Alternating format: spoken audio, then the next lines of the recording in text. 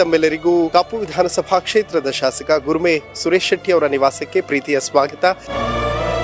ಎಷ್ಟು ವರ್ಷಗಳ ಹಿಂದೆ ಕಟ್ಟಿಸಿದಂತಹ ಮನೆ ಇದೇ ಸ್ಟೈಲ್ ಅಲ್ಲಿ ಇರಬೇಕು ಅನ್ನುವಂಥದ್ದು ಯಾರು ಡಿಸೈಡ್ ಮಾಡಿದ್ದು ಅಂತ?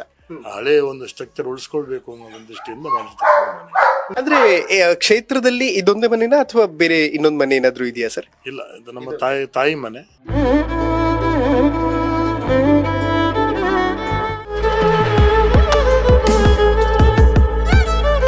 ಫ್ಯಾಮಿಲಿ ಮುಂಬೈಯಲ್ಲಿದೆ. ನನಗೆ ಹೋಗ್ಲಿ ಟೈಮ್ ಸಿಗೋದಿಲ್ಲ, ಅವರೇ ಬರ್ತಾರೆ ಪಾಪ.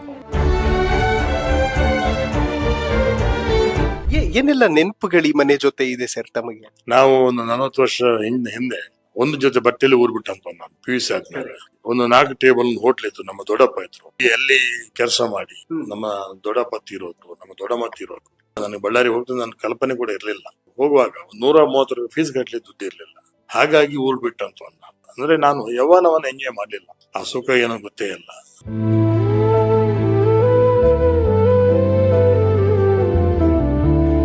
ಸರ್, ಇನ್ಫ್ಯಾಕ್ಟ್ ಮನೆಯಲ್ಲಿ ಗೋಶಾಲೆ ಕೂಡ ಇದೆ ಅಂತ ತುಂಬಾ ಜನ ಹೇಳ್ತಾ ಇದ್ರು ನನಗೆ. ಐಂದೂರು MLA ಕೂಡ ಹೇಳಿದ್ರು, ಗೋಶಾಲೆ ತುಂಬಾ ಚೆನ್ನಾಗಿ ಮಾಡಿದಾರೆ ಅವರು ಅಂತ. ಅದು ತಿರುಪತಿನಲ್ಲಿ ದೇವರಿಗೆ ಅಭಿಷೇಕ ಇದರ ಹಾಲಿಂದ ಆಗ್ತದೆ. ಹಾಗಾಗಿ ಅಲ್ಲಿ ತಿರುಪತಿಯಿಂದ ತರಿಸಿರೋ ಹಸುಗಳು, ಒಂದು ಹೆಣ್ಣು ಒಂದು ಗಂಡು, ಒಂದು ಫೇರಿಗೆ ಅದು 5 ಲಕ್ಷ ರೂಪಾಯಿ, ಬಹಳ ಕಾಸ್ಟ್ಲಿ.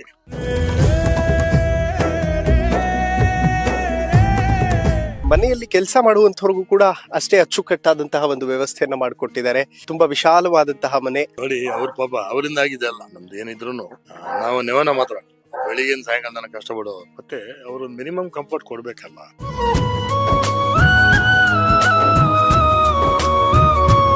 ಆಮೇಲೆ ಹೇಳ್ತೀವಲ್ಲ, ಗೊತ್ತಿಲ್ಲ ನನಗೆ ಬಳ್ಳಾರಿ ಹೋಗ್ತದೆ ನನ್ನ ಕಲ್ಪನೆ ಕೂಡ ಇರ್ಲಿಲ್ಲ. ಬಳ್ಳಾರಿನಲ್ಲಿ ಬೀಚ್ ಹೇಳಿದಾಗ 2 ಕಾಲ, ಒಂದು ಬಿಸಿಲು ಕಾಲ, ನತಿ ಬಿಸಿಲು ಕಾಲ ಅಂತೇಳಿ. ಅಂತಲ್ಲಿ ಒಂದು ಸುಮಾರು 35 ವರ್ಷ ಬದುಕನ್ನ ನನಗೆ ಅನ್ನ ಅರಿವೆ ಆಶ್ರಯ ಕೊಟ್ಟಂತ ಊರದು ಬಳ್ಳಾರಿ. ಜನರ ಋಣ ಬಹಳ ದುಡ್ದಿದೆ ನನಗೆ, ಇವತ್ತಿಗೂ ಪ್ರೀತಿ ಮಾಡ್ತಾರೆ. ಮೊನ್ನೆ ಕರೆದು ನನಗೆ ಶಾಸಕನಾದ್ಮೇಲೆ ಸನ್ಮಾನ ಮಾಡಿದ್ರು.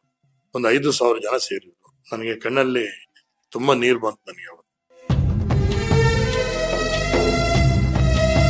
ಬೇರೆ ಬೇರೆ ವಿಧಾನಸಭಾ ಕ್ಷೇತ್ರಗಳಿಗೆ ನಾನು ಹೋದಾಗ ಅಲ್ಲಿರುವಂತಹ BJP JDS ನ ಶಾಸಕರು ನಮಗೆ ಅನುದಾನ ಸರಿಯಾದ ರೀತಿಯಲ್ಲಿ ಬರ್ತಿಲ್ಲ ಅನ್ನುವಂತ ಅಳಲನ್ನ ತೋಡ್ಕೊತಾ ಇದ್ದಾರೆ. ತಮ್ಮ ವಿಚಾರದಲ್ಲಿ ಹೇಗಿದೆ ಅದು ಅಂತ? ಈ ಸರ್ಕಾರದಲ್ಲಿ ನಾವು ಅನ್ಕೊಂಡಷ್ಟು ಕೆಲಸ ಆಗ್ತಾ ಇಲ್ಲ. ಯಾವ ಮಂತ್ರಿ ಹಿಡಿದು ಹೋದ್ರು ಹೇಳ್ತಾರೆ, ನಮಗೆ ಅನ್ಕೊಂಡಷ್ಟು ನಿರೀಕ್ಷಿತ ಮಟ್ಟದಲ್ಲಿ ನಮಗೆ ಫಂಡ್ ಅಲೋಕೇಶನ್ ಆಗ್ಲಿಲ್ಲ.